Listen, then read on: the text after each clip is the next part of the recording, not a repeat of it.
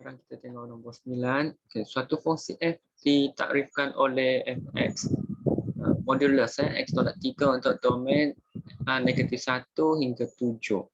Okey, kita tengok kawan kita ni nampaknya dia tak faham bentuk graf fungsi modulus. Okey, kalau modulus dia mesti bentuk V. Okey. Lepas tu ini sebab ini linear.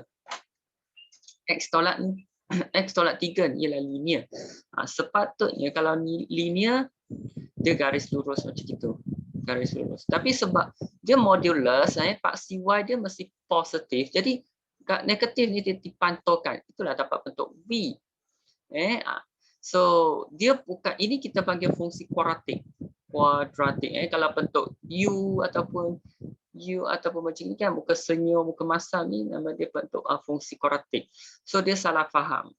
Ini masalah yang besar juga. So kena jelas apakah bentuk fungsi yang kita nak lukis ni. Sangat penting. So jangan keliru. Okey, tak apa. Sekarang saya terangkan macam mana nak lukis. Okey.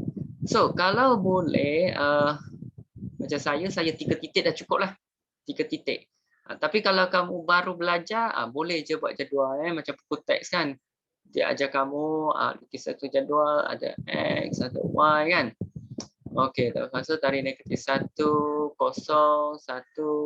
2, 3, 4, 5, 6, 7. Kalau ikut buku teks dia buat macam ni lah. Lepas tu awak tekan calculator lah. X tolak 3 kan.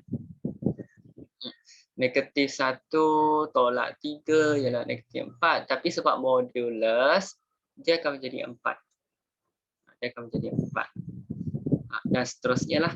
Okey. Boleh je kamu lekatkan jadual ni. Lepas tu baru plot. Okey, siapa yang ikut macam gini, dia kena skala yang seragam. Baru kamu boleh plot dengan betul. Okey, tapi kalau saya tak nak macam gitu. Saya nak 3 titik je. Saya 3 titik. Okey, memang negatif 1 saya perlu dan 7. Okey. So F7 sama dengan 7 tolak 3. Okey, sama dengan 4 juga. Oh, okey. Okey, so saya dah ada satu titik yang pertama 7, 4. Titik yang kedua negatif 1, 4. Dah satu titik, 2 titik. Saya cakap saya perlukan satu titik lagi ialah titik pusingan. Kan tadi saya cakap dia bentuk macam gini kan, V kan. Dia masih ada titik pusingan. So saya cari titik pusingan dulu. Ini semasa fx sama dengan kosong. Okay, so modulus x tolak 3 sama dengan kosong. Kalau nak gugurkan modulus ke sana masih kosong juga. Okay, so x sama dengan 3. So saya ada satu titik lagi, 3, kosong. Okay, so saya dah ada 3 titik. Tapi kalau nak lagi bagus ialah pintasan lah. Kita kena cari pintasan juga. Okey, pintasan x lah semasa x sama dengan kosong. Semasa x sama dengan kosong, f kosong sama dengan kosong tolak 3. Sama dengan negatif 3 kan? Sama dengan 3 lah. So saya ada satu titik lagi ialah kosong 3. Oh, dah ada 4 titik lah. Dah boleh plot lah. Okey, so rasanya bentuk dia macam ni. Kena guna pembaris lah kelas. Kamu kena guna pembaris Okey, so ini ialah 7, 4. 7, 4. Okey, lagi satu ini ialah negatif 1, 4. Okey. Ini ialah 3, 0 kan. Lagi satu ini ialah pintasan x, pintasan y pintasan y. Ini pintasan x, ini pintasan y. Okey, ini ialah 0, 3. Kan? 0, 3, 3, 0 saya dah lukis. Okey, lepas tu 7, 4 kat sini. Dengan negatif 1, 4 kat sini. So semua titik saya dah ada lah. So ini x, ini fx.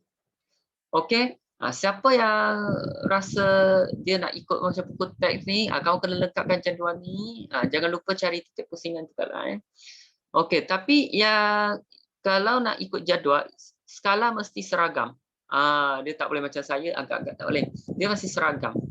Sama ada kamu guna 0.5 cm, 1, 0.5 cm, 2, macam tu. Dan seterusnya, mesti seragam. Okey, inilah bentuk dia. Ini jawapan dia untuk A. Okey, lepas tu B. Cari julat nilai X dengan keadaan fx kurang daripada 2. Kurang ataupun sama dengan 2. Okey, so untuk buat soalan ini, kejap saya padam ini dulu. Oh, tak boleh padam sebab C nak guna lagi. Okey, saya padam yang tak perlu lagi. Yang tak perlu sajalah. Kejap.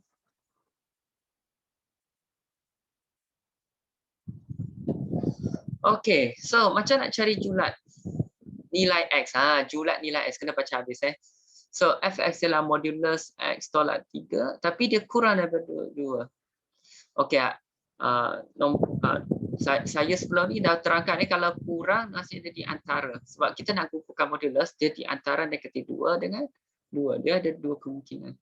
Okey, nak hilangkan negatif 3. So, sini kena tambah 3, tambah 3, tambah 3. Setiap satu kita tambah 3. So, negatif 2 campur 3 kita dapat 1.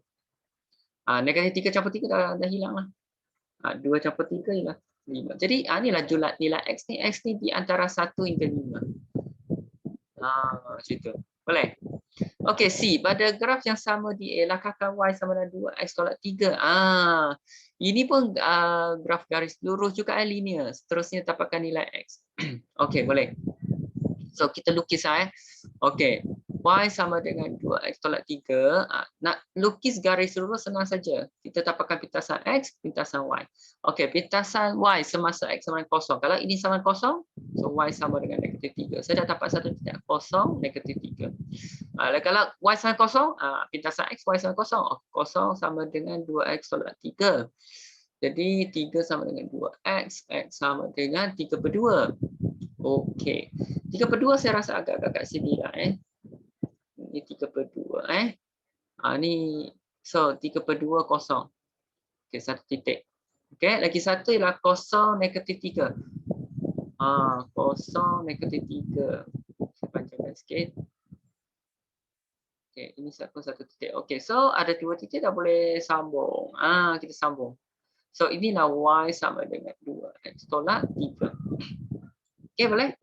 Inilah garisan dia. Y sama dengan 2. So dia cakap pada graf yang sama. So tak payah lukis graf yang baru. Sebab saya tengok ramai dia pergi lukis satu graf lagi. Tak, dia cakap pada graf yang sama. So kena baca soalan. Seterusnya, dapatkan nilai X dengan keadaan modulus X tolak 3 sama dengan 2X tolak 3. Okey. Sebenarnya soalan ni kalau kamu ada skala yang jelas, sebenarnya boleh terus baca. Siapa yang tak macam saya tak ikut skala ni memang kena buat jalan kerja sikitlah. Nak gugurkan modulus ni kita ada 2 kemungkinan. Kita mungkin positif. Okey, mungkin negatif. So selepas letak negatif kena letak kurungan. Mungkin positif, mungkin negatif. Okey. So saya pindahkan negatif 3 ke depan. Okey, X pindah ke belakang. So negatif 3 campur 3 sama dengan 2X tolak X. Okey, kosong sama dengan X lah. Ataupun kita tulis X sama dengan kosong lah. Okey, ini kita kembangkan. Negatif ni darab masuk. Negatif 2X campur 3. Okay, negatif 2X pindah ke depan. Negatif 3 saya pindah ke belakang. So 2X campur X sama dengan 3 campur 3. Jadi 3X sama dengan 6. X sama dengan 2. X sama dengan 2. Okey. So kalau siapa kalau dia ada apa tu? Skala yang tepat, dia sebenarnya boleh nampak sini. Ini ialah 2. Titik persilangan ialah penyelesaian. Tak? Titik persilangan dia ialah penyelesaian. Macam itu. Okey. So inilah jawapan dia.